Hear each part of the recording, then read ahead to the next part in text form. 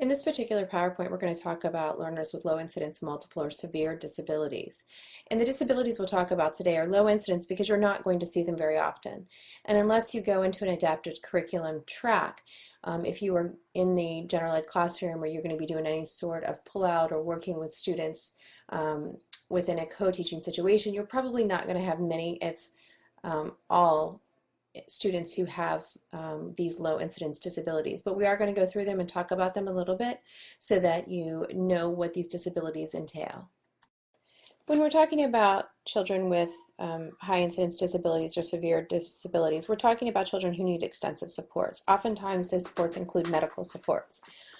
So you may have students who have aides or nurses who have to change feeding tubes or help with toileting. These students may also have some sort of equipment, whether it's a wheelchair or some other orthopedic aid.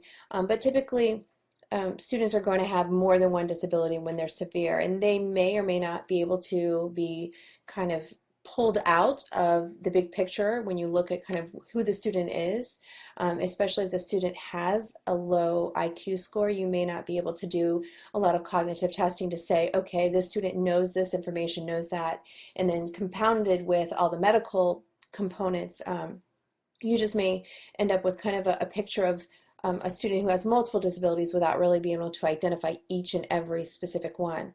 Again, we're talking about a very small percentage of students overall.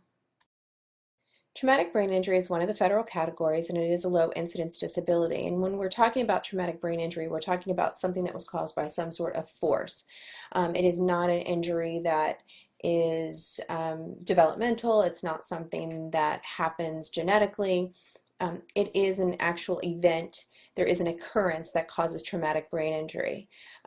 Oftentimes we see this within adults in the military, but children are also exposed as well, and so we need to make sure that we're looking at these students and offering them supports so that they can be successful.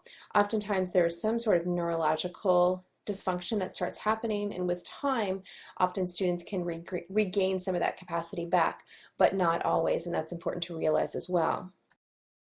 Some of the problems that students and even adults with TBI face is remembering things, keeping things organized, speech and language, understanding humor. These children may also have mood swings, problems with anxiety or aggression. They may become really easily tired, maybe irritable or depressed. Basically, you're looking at kind of a complete overhaul of the brain when this traumatic brain injury happens. So it's not just academic, it's not just behavioral, it's a combination of all of those things in addition to learning and retaining information as well. Looking at the prevalence of TBI, you're only looking at about 4% by the time that a student has gone through school.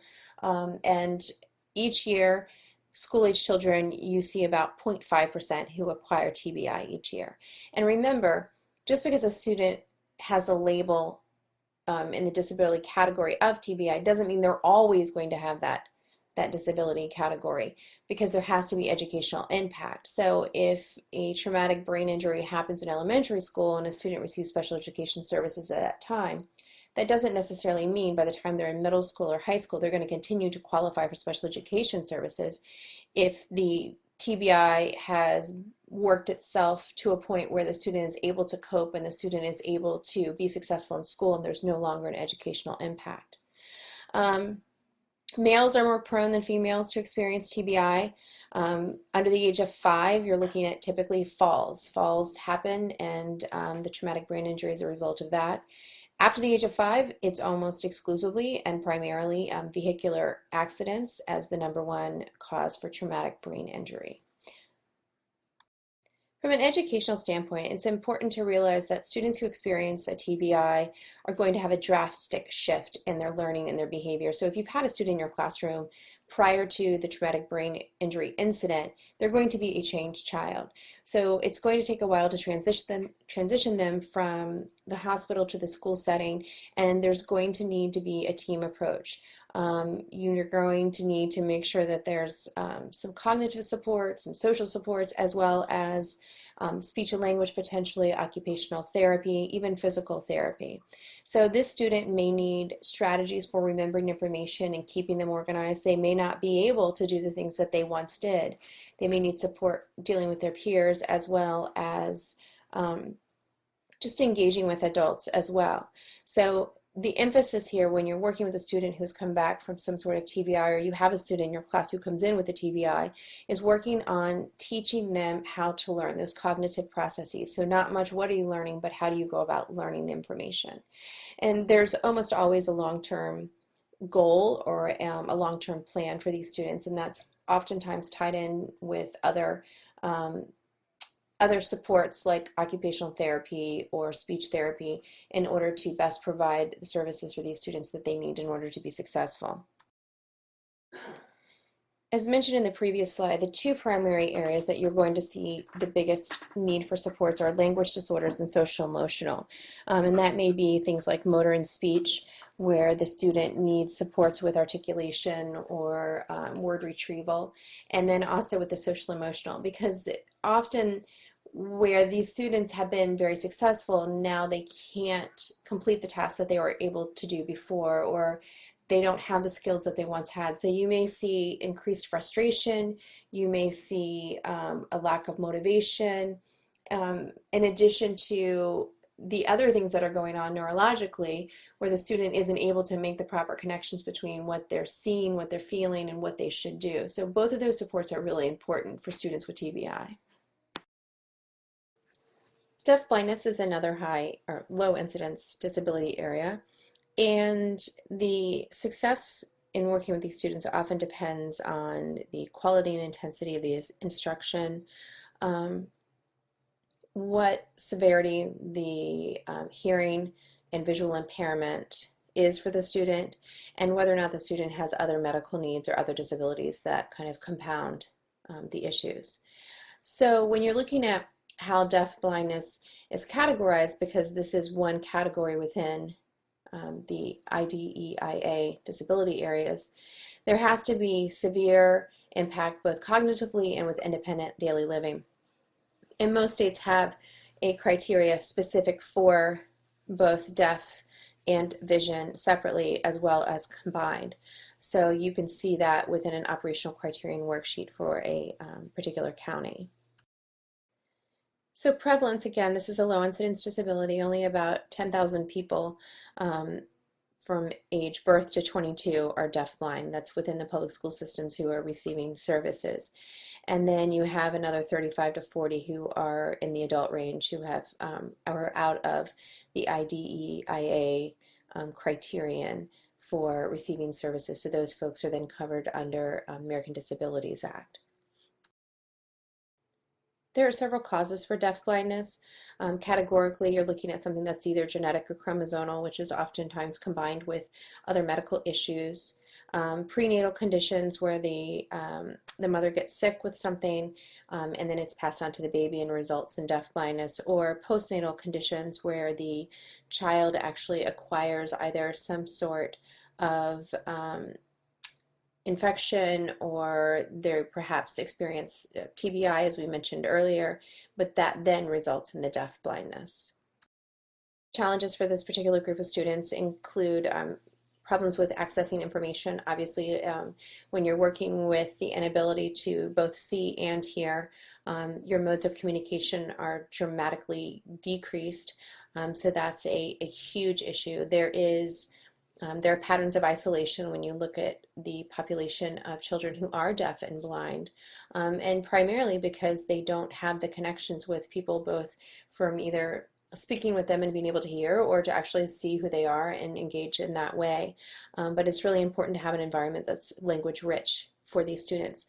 They also have problems navigating the environment, obviously, because they are limited by two senses. So, they're not able to get around and be independent without some sort of supports.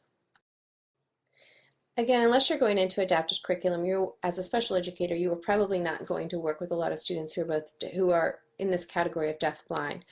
But if you have a student who is in your class it will be important to make sure that they're getting direct instruction and having structured routines. Oftentimes, these students will have another special educator who specializes typically in vision, who is with them, or actually they may also specialize in deaf communication, depending on whether the student is going to learn Braille or sign or a combination of both. So you're going to want to make sure that that particular adult, or if that adult is you, is doing a lot of guidance for the students, understanding how to communicate with the student through adapted signs or touch cues so that the student can navigate their environment and be successful within the classroom. Making sure that the student understands their space is also important.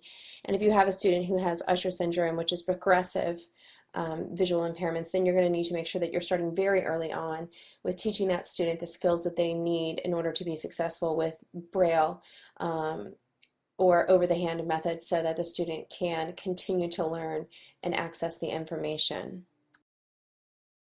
When working with students who are in the low incidence multiple or severe disability category, it's important to remember that you're probably going to need some sort of alternative communication system, whether that's a communication board or some sort of augmented communication. You need to be aware that that is something that's going to most likely be present when working with this student. There may be special equipment that the student needs in order to communicate.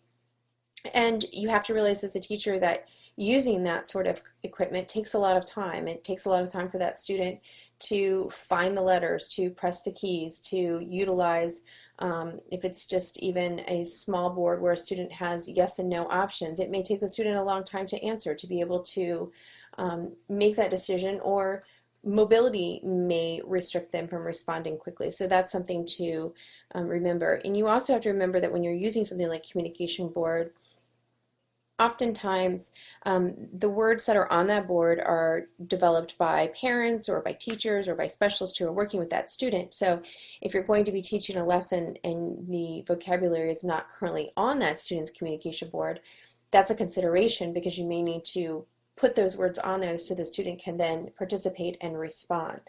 There is some research that has debunked facilitated communication, so that's something to take into consideration when you're looking at things like hand over hand, where the teacher puts their hand over the student's hand and then they're writing for them. We've seen time and time again that that does not work and is not effective. So unless you're doing some sort of communication where the student is actually responding on their own without that kind of hand over hand response, then you can always be sure that it's the student as opposed to the teacher who's responding. As with any student with a disability, or any student in general, there will be behavioral challenges. Students who have low incidence disabilities or severe disabilities may have the same types of problems that other students have. You may see more self-stimulation in terms of things like rocking or flapping, spinning, those sort of repetitive motions that kind of serve that physiological need for that student. You may also see self-injury because the student doesn't know how to deal with their frustration or doesn't know what to do if they're angry, so that's when the self-injurious behavior begins. There's going to probably be a lack of daily living skills, so the student may need assistance with things even like toiletry, toileting, feeding themselves, that sort of thing. So just know that these are all supports that may need to be put in place for students with these types of disabilities.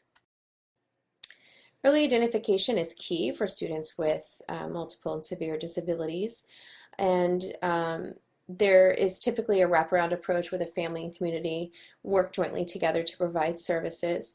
And most of what qualifies a student for these types of disabilities is oftentimes medically based, so the student usually goes through child find very early on, and then they may qualify as developmentally delayed and then move into either the multiple